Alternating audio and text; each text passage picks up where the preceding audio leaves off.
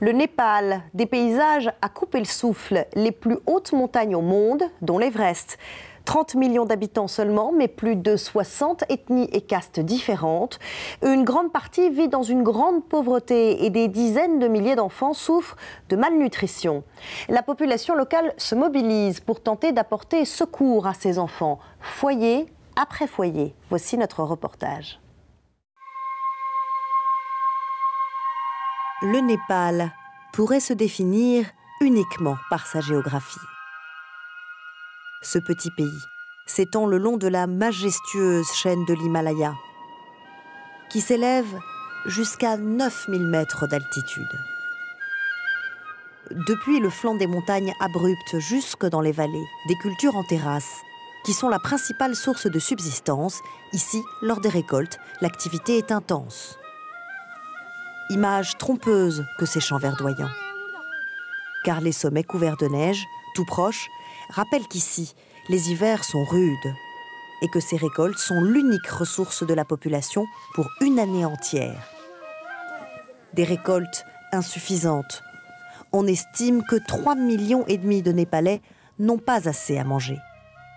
Et près de la moitié des enfants souffrent de malnutrition chronique. Le Népal, pays de montagne, est l'un des plus pauvres de l'Asie du Sud-Est. Et la géographie en est la cause principale.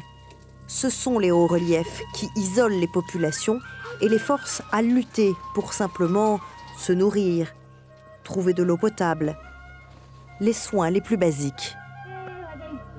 Mais certains Népalais refusent cette fatalité. Ils ont décidé de mener la lutte contre la faim dans leur pays. Parmi eux, Pashupati Saoud. Elle fait partie d'une équipe de bénévoles qui, avec le soutien de l'UNICEF et de l'Union européenne, ont engagé une action auprès de leur population. Village après village, avec les moyens du bord. Les mères partent travailler dans les champs très tôt et ne reviennent qu'en fin d'après-midi. Personne d'autre qu'elles n'est à la maison pour nourrir les enfants. Et l'hygiène est un problème. Donc les enfants mangent mal et tombent malades. La nourriture que le village cultive est à peine suffisante pour quelques mois. Alors ils achètent ce qu'ils peuvent. Nous conseillons les mères à propos de la nutrition, mais elles ne peuvent tout simplement pas nourrir leurs enfants aussi souvent qu'elles le devraient. Pashupati élève elle-même un enfant de 8 ans. Elle sait à quel point fournir un repas équilibré, riche en vitamines et protéines est compliqué. Elle nous explique que l'une des premières étapes de son combat, c'est d'éduquer les mères sur les causes de la malnutrition. Lorsqu'elles en ont conscience, elles ont plus de chances d'obtenir la nourriture dont elles ont réellement besoin. Les bénévoles traitent donc le problème à la source. Une fois par mois, l'équipe organise un contrôle dans la communauté. C'est une étape cruciale. Le seul moyen de dépister les cas de malnutrition est de parler aux mères.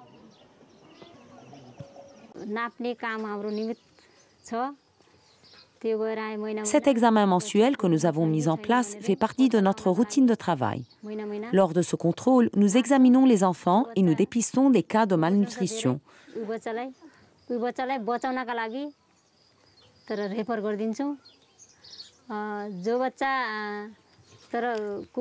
Les enfants sévèrement mal nourris sont renvoyés vers l'hôpital.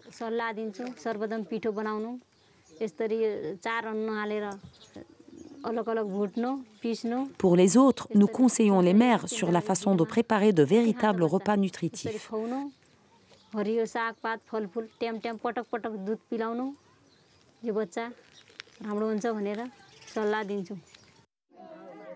Les enfants sont pesés et mesurés, mais les conseils restent souvent inutiles pour les mères qui n'ont tout simplement pas les moyens de nourrir correctement leurs enfants.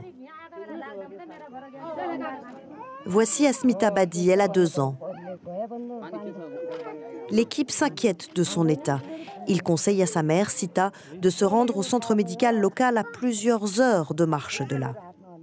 Sita ne s'était même pas rendu compte que son enfant souffrait de malnutrition.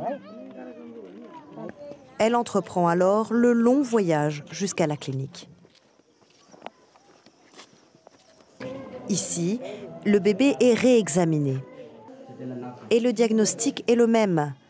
La fillette souffre de malnutrition aiguë. On lui prescrit 2 semaines d'aliments thérapeutiques prêts à consommer. Après quoi, elle devra revenir pour le suivi. Je ne savais même pas que mon enfant était mal nourri, donc je suis reconnaissante envers ces bénévoles pour leur diagnostic et leur aide.